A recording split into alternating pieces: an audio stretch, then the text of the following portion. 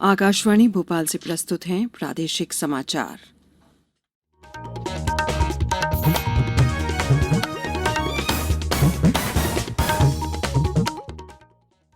नमस्कार। समाचारों के साथ मैं शेख महाजबीन अल्मास। पहले एक अपील।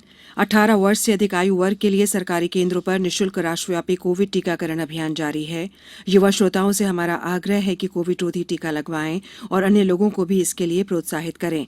एहतियाती उपायों के पालन में कोताही न बरतें। जब तक जरूरी न हो घर से बाहर न निकलें और 3 सरल उपायों का पालन करें। मास्क लगाएं, 2 गज की सुरक्षित दूरी बनाए रखें, बार बार हाथ धोएं और साफ सफाई रखें और टीका लगवाएं। कोविड से संबंधित जानकारी देने और उनके मार्गदर्शन के लिए राष्ट्रीय हेल्पलाइन कार्यरत है। इसका नंबर है 011239780046 और 1075। अब इस बुलेटिन के समाचार। सबसे पहले मुख्य समाचार। मन की बात कार्यक्रम में प्रधानमंत्री ने देश में खेल संस्कृति को बढ़ावा देने की आवश्यकता बताई। राष्ट्रपति ने कहा कि रामायण में बताए गए भारतीय संस्कृति और मूल्य विश्व के लिए हमेशा प्रासंगिक। माताओं और किशोरियों के बेहतर स्वास्थ्य के लिए पूरे देश में मनाया जाएगा पोषण महीना।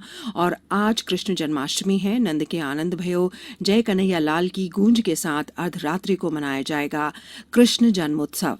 अब समाचार विस्तार से। प्रधानमंत्री नरेंद्र मोदी ने देशवासियों से कहा है कि हाल ही में संपन्न टोक्यो ओलंपिक के माध्यम से देश में खेलों को जो गति मिली है उसे और आगे बढ़ाएं तथा खेल संस्कृति को बढ़ावा देने के लिए वे सब कुछ करें जो वे कर सकते हैं। आकाशवाणी पर मन की बात कार्यक्रम में श्री मोदी ने कहा कि गांवों और देश के अन्य भागों में खेल प्रतियोगिताओं का आयोजन किया जाना चाहिए। उन्होंने कहा कि इस बार ओलंपिक ने लोगों की मानसिकता पर गहरा प्रभाव डाला है।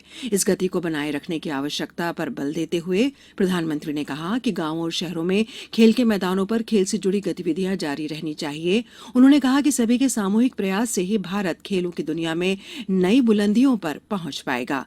प्रधानमंत्री ने कहा कि युवाओं की सोच में बदलाव आया है। वे बने बनाए रास्तों पर नहीं चलना चाहते बल्कि वे खुद नए रास्ते बनाना चाहते हैं। श्री मोदी ने विश्वास व्यक्त किया कि आने वाले दिनों में भारतीय युवाओं द्वारा बड़ी संख्या में उपग्रह विकसित किए जाएंगे। उन्होंने कहा कि आज युवा पारिवारिक परंपराओं से हटकर स्टार्टअप शुरू करना चाहते हैं और वे जोखिम लेने के लिए भी तैयार हैं। उन्होंने स्वच्छता अभियान के लिए इंदौर शहर की सराहना की। प्रधानमंत्री नरेंद्र मोदी ने बिहार के मधुबनी में अपनाए जा रहे सुखेत मॉडल का भी उदाहरण दिया। इस मॉडल के तहत गांव के किसानों से गोबर और खेतों तथा घरों से निकलने वाला अन्य कचरा इकट्ठा किया जाता है और इसके बदले में गांव वालों को रसोई गैस सिलेंडर के लिए पैसे दिए जाते हैं। श्री मोदी ने तमिलनाडु के शिवगंगा जिले की कांजरियंगाल पंचायत का उदाहरण भी दिया, जहां ग्राम पंचायत ने स्थानीय लोगों के साथ मिलकर अपने गांव में कचरे से बिजली बनाने की स्थानीय परियोजना शुरू की है। कोविड-19 के मद्देनजर प्रधानमंत्री ने लोगों को दवाई भी कड़ाई भी मंत्र याद दिलाया और उनसे टीका लगवाने तथा सावधानी बरतने का आग्रह किया। राष्ट्रपति रामनाथ कोविंद ने कहा है कि रामायण में भारतीय परंपरा के मूल्यों और संस्कृति का समावेश है और ये विश्व के लिए हमेशा प्रासंगिक रहेंगे। उन्होंने कहा कि राम का संबंध सबसे है और सभी में राम है। वे अयोध्या में कल रामायण सम्मेलन के उद्घाटन अवसर पर बोल रहे थे। राष्ट्रपति ने कहा कि अयोध्या और रामायण अन्य देशों के साथ हमारे संबंधों को सांस्कृतिक शक्ति प्रदान करते हैं। राष्ट्रपति ने कहा कि कोरोना काल में हमारी प्राचीन प्रार्थना प्रासंगिक बनी हुई है, जिनमें सभी के समृद्ध और रोग मुक्ति होने की कामना की जाती है। सम्मेलन में राज्यपाल आनंदीबेन पटेल ने कहा कि राज्य सरकार द्वारा अयोध्या का विकास किया जा रहा है, जिससे पूरे विश्व के पर्यटक यहां आने के लिए आकर्षित होंगे। हमारे संवाददाता ने बताया कि राष्ट्रपति ने अयोध्या में पर्यटन से जुड़ी कई विकास परियोजनाओं का भी शुभारंभ किया।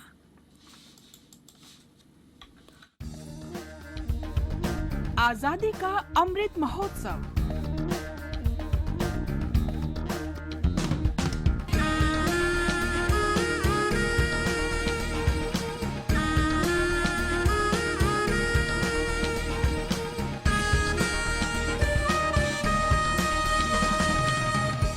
आजादी के अमृत महोत्सव पर प्रश्नोत्तरी प्रतियोगिता अब से हर बुधवार। इसमें मध्य प्रदेश में स्वतंत्रता संग्राम, स्वतंत्रता सेनानियों, प्रदेश के इतिहास, भूगोल, पर्यटन स्थलों और प्रदेश की अन्य घटनाओं से संबंधित एक प्रश्न प्रत्येक बुधवार शाम के समाचार बुलेटिन में पूछा जाएगा। आप इस प्रश्न का उत्तर हमारे ईमेल आकाशवाणी समाचार quiz@gmail.com पर दे सकते हैं। उत्तर के साथ प्रश्न का क्रमांक, अपना नाम, पूरा पता, मोबाइल नंबर और अपना एक फोटो भी जरूर भेजें। सबसे पहले सही उत्तर देने वाले श्रोता का नाम अगले सप्ताह बुधवार को शाम के समाचारों में घोषित किया जाएगा। आजादी का अमृत महोत्सव। ब्रेक के बाद समाचारों में एक बार फिर आपका स्वागत है। महिला और बाल विकास मंत्रालय अगले महीने पूरे देश में पोषण माह मनाएगा। पोषण अभियान बच्चों, किशोरियों, गर्भवती महिलाओं और दूध पिलाने वाली माताओं के स्वास्थ्य को बेहतर बनाने के लिए सरकार का प्रमुख कार्यक्रम है। प्रधानमंत्री नरेंद्र मोदी ने वर्ष 2018 में इस कार्यक्रम की शुरुआत की थी। पोषण अभियान देश का ध्यान कुपोषण की समस्या की ओर आकर्षित करने के उद्देश्य से चलाया जाता है और मिशन मोड में इसका समाधान करता है। इस वर्ष पोषण माह के दौरान गतिविधियों में आंगनबाड़ी केंद्रों, स्कूल परिसरों, ग्राम पंचायतों आदि पर उपलब्ध स्थानों पर सभी हितधारकों द्वारा पोषण वाटिका के लिए पौधरोपण अभियान पर ध्यान केंद्रित किया जाएगा। पोषण माह के दौरान 6 वर्ष से कम आयु वर्ग के बच्चों की लंबाई और वजन मापने के लिए एक विशेष अभियान भी चलाया जाएगा। आज कृष्ण जन्माष्टमी है। भारतीय पौराणिक मान्यताओं के अनुसार कृष्ण जन्माष्टमी, जिसे गोकुलाष्टमी के रूप में भी जाना जाता है, मान्यताओं के अनुसार आज विष्णु जी के 10 अवतारों में से 8वें और 24 अवतारों में से 22वें अवतार श्री कृष्ण के जन्म का उत्सव मनाया जाता है। भारतीय ज्योतिष विज्ञान के अनुसार ये पर्व चंद्र कैलेंडर के अनुसार कृष्ण पक्ष के 8वें दिन भाद्रपद महीने में मनाया जाता है। कृष्ण जन्माष्टमी के रोज श्रद्धालु व्रत रखते हैं और घरों एवं मंदिरों में कृष्ण जन्म से संबंधित लीलाओं को बताने वाली सुंदर झांकियां सजाते हैं। अर्धरात्रि में नंद के आनंद भयो, जय कन्हैया लाल के जयकारों के साथ भगवान कृष्ण की पूजा आरती की जाती है। प्रदेश के प्रसिद्ध कृष्ण मंदिरों को आकर्षक ढंग से सजाया गया है। कृष्ण जन्माष्टमी के अवसर पर मुख्यमंत्री शिवराज सिंह चौहान ने प्रदेशवासियों को बधाई एवं शुभकामनाएं दी हैं। उन्होंने कहा कि भगवान श्री कृष्ण ने दुनिया को निष्काम कर्म योग का मार्ग बताया। बालाघाट जिले के विकास एवं नक्सली गतिविधियों पर रोक लगाने के लिए विकास खंडवार अलग अलग कार्य योजना तैयार की जाएगी। इस बारे में मुख्यमंत्री शिवराज सिंह चौहान ने निर्देश दिए हैं कि कल बालाघाट में जनप्रतिनिधियों एवं अधिकारियों की बैठक में उन्होंने कहा कि जिले में विकास कार्यों को गति दी जाए, जिससे स्थानीय युवाओं को रोजगार के अवसर सुलभ हो सकें। मुख्यमंत्री श्री चौहान ने कहा कि नक्सल गतिविधियों पर रोक लगाने में पुलिस के जवानों ने अच्छा काम किया है। जिले में पुलिस एवं अन्य विभागों में विशेष भर्ती के लिए विचार किया जा रहा है। नक्सल उन्मूलन में जान की बाजी लगाने वाले जवानों को आउट ऑफ टर्न पदोन्नति दी जा रही है। युवा कार्य और खेल मंत्री अनुराग सिंह ठाकुर ने फिट इंडिया अभियान की दूसरी वर्षगांठ मनाने और आजादी का अमृत महोत्सव के हिस्से के रूप में कल फिट इंडिया मोबाइल ऐप का शुभारंभ किया। फिट इंडिया ऐप एंड्रॉइड और iOS प्लेटफॉर्म दोनों पर उपलब्ध है और इस तरह तैयार किया गया है कि यह आम स्मार्टफोन पर भी काम करेगा। ऐप की शुरुआत करते हुए श्री ठाकुर ने कहा कि यह मोबाइल एप्लीकेशन फिटनेस पर निगरानी रखने में मदद करेगा। युवा कार्य और खेल राज्य मंत्री निशित प्रामाणिक भी इस अवसर पर मौजूद थे।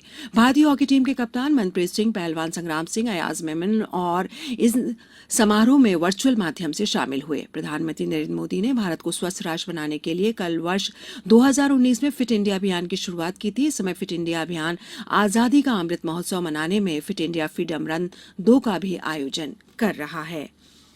अब कुछ संक्षेप में समाचार।